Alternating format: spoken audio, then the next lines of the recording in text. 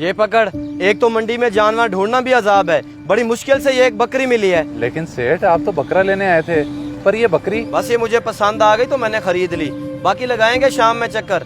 अभी मुझे बहुत गर्मी लग रही है तो मैं घर जा रहा हूँ। ये रिक्शे में लेके आ जा।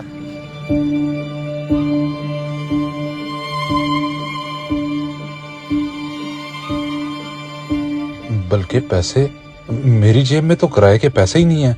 सेठ जी, सेठ तो चले गए, अब मैं घर इतनी दूर कैसे जाऊंगा? सारी मेरी गलती है।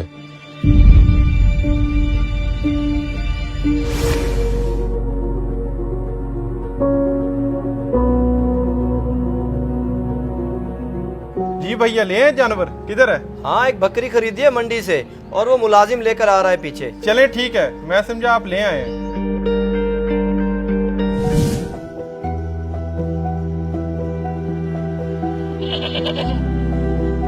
असलम, अंदर आना जरा। किधर लगा के आ रहा है इतनी देर? सेठ जी, असल में मेरे पास किराए के लिए पैसे नहीं थे, तो बकरा इतनी दूर से पैदल लेके आ रहा हूँ, तभी देर होगी। तो तू मुझसे किराया ले लेता। एक तो तुझे भूलने की आदत है। मेरे जहन में तरह तरह के ख्याल आ रहे थे कि पता नहीं कहाँ रह गया। माजरत सेठ साहब, आइंदा ऐसी गलती कभी नहीं होगी। चल ठीक है, जल्दी से सारे काम निपटा ले। कल ईद है तो तुझे आने की जरूरत नहीं है। ईद अपने बीवी बच्चों के साथ गुजारी। जी ठीक है सेठ जी, मैं कर लेता हूँ सारे काम।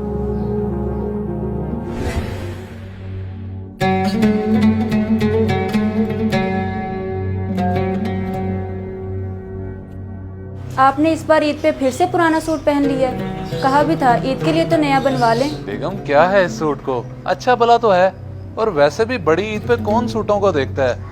तुम लोगों के सूट बन गए, मेरे लिए इतना ही काफी है। आप और आपकी बातें हर ईद पे यही सुनती हूँ। अच्छा, बातें हुए, दोपहर के लिए कोई सब्जी लेते आइएगा। सब्जी ईद वाले दिन? बेगम, तुम्हें नहीं पता कि आज के दिन तो हमारे घर इतना गोश्त आ जाना है कि रखने की कोई जगह नहीं होनी। शायद आप भूल रहे हैं, पिछली बार हमारे घर में कहीं से गोश्त नहीं आया, सिर्फ एक घर से आया था, और मुझे नहीं लगता इस बार वहाँ से भी आए, इसलिए आप सब्जी ही लेते आइएगा। नहीं नहीं, तुम बस अल्लाह पे यकीन रखो, इंशाल्लाह कहीं ना कहीं से जरूर गोश्त आ जाएगा। अब मैं चलता हूँ, ईद की नमाज से मुझे देर हो रही है।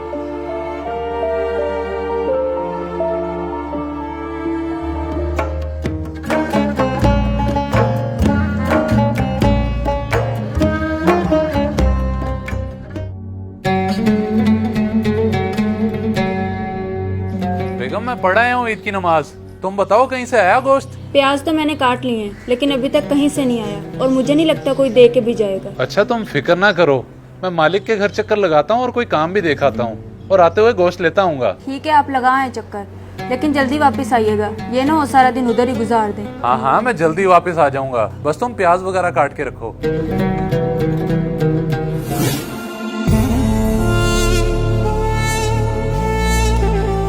सेठ जी, ईद मुबारक। अपने जानवरों की कुर्बानी हो गई है? खैर मुबारक। माशाल्लाह से 2 की कुर्बानी कर ली है, अभी ये रहता है। लेकिन ईद वाले दिन की तो मैंने छुट्टी दी थी। तू क्या लेने आया है? जी सेठ जी, मुझे आपने छुट्टी दी थी, लेकिन मैंने सोचा कि ईद का दिन है, आपके घर कोई काम ना हो, इसलिए चला आया। अच्छा, काम के लिए आया है या फिर गोश्त चाहिए? अरे नहीं नहीं, मैं गोश्त की नियत से नहीं आया, मैं तो काम के लिए आया हूँ। अगर कोई काम है तो मुझे हुक्म करें। काम? अच्छा, वो 3 शापर पड़े हैं फ्रिज में गोश्त के, वो उठा ले जाके। जी ठीक है सेठ जी, मैं उठा लेता हूँ, बहुत शुक्रिया आपका। किस बात का शुक्रिया? इतना गोश्त तेरे लिए नहीं है, वो उठा के सेठ हसन, अली और शहबाज के घर दे आ। अच्छा जी ठीक है सेठ, मैं दे आता हूँ। और रुक, उन्हें ये जरूर बता दी कि ये गोश्त सेठ असगर के घर से आया है, और मेरी तरफ से ईद मुबारक भी दे दी। जी मैं बोल दूंगा उन्हें।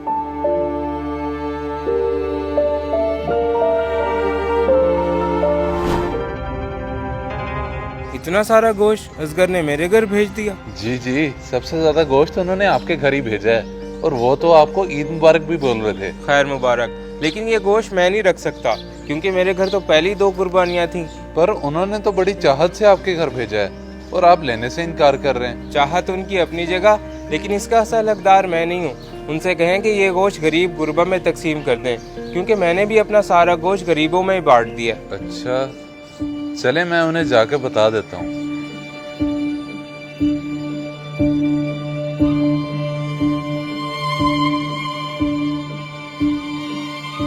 बल्कि 1 मिनट, ये इतना सारा गोश्त है, मैं मालिक को क्यों दे रहा हूँ वापस? क्यों ना अपने घर ले जाऊं?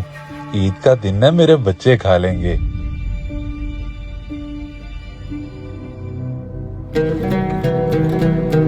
इतना सारा गोश्त आपके उस कंजूस मालिक ने आपको दे कैसे दिया? बस तुम ये समझो कि अपने मालिक से बड़े धोखे से निकलवा के लाया हूँ मैं ये। धोखे से? मतलब उन्होंने ये अपनी मर्जी से नहीं दिया? ये तो फिर हमारे लिए हराम हुआ। तुम बस अब इन बातों को छोड़ो और जाके पकाओ इसे। नहीं, मैं ये नहीं बनाऊंगी क्योंकि ये हमारे बच्चों के लिए हराम है। आप ले जाएं इसे वापस।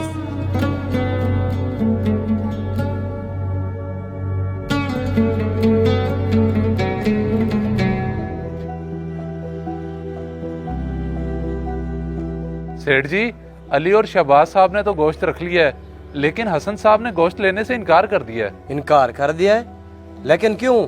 क्या कह रहे थे वो कह रहे थे कि हमारे घर तो पहले ही 2 कुर्बानियां हैं, आप ये गोश्त किसी गरीब को दे दें। गरीब को दे दें? चल तो ऐसा कर, ये गोश्त जाके बीबी जी को दे दे, वो फ्रिज में रख लेंगी, बाद में काम आ जाएगा हमारे। जी ठीक है सेठ, मैं दे देता हूँ।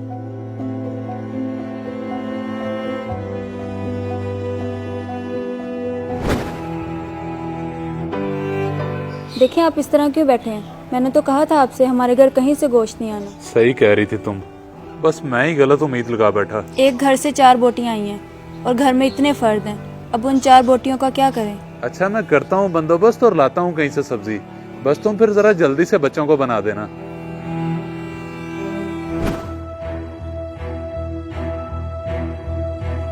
भैया सारे घर से स्मेल आ रही है, फ्रिज में जितना गोश्त रखा हुआ था सारा खराब हो गया। सारा गोश्त खराब हो गया? लेकिन वो कैसे? कल से इतनी लोड शेडिंग हो रही है, गोश्त तो खराब होना ही था। अब बताएं इसका करना क्या है? वो तो था भी इतना सारा गोश्त। असलम, जा गोश्त उठा के बाहर फेंका और फ्रिज की अच्छे से सफाई कर दी।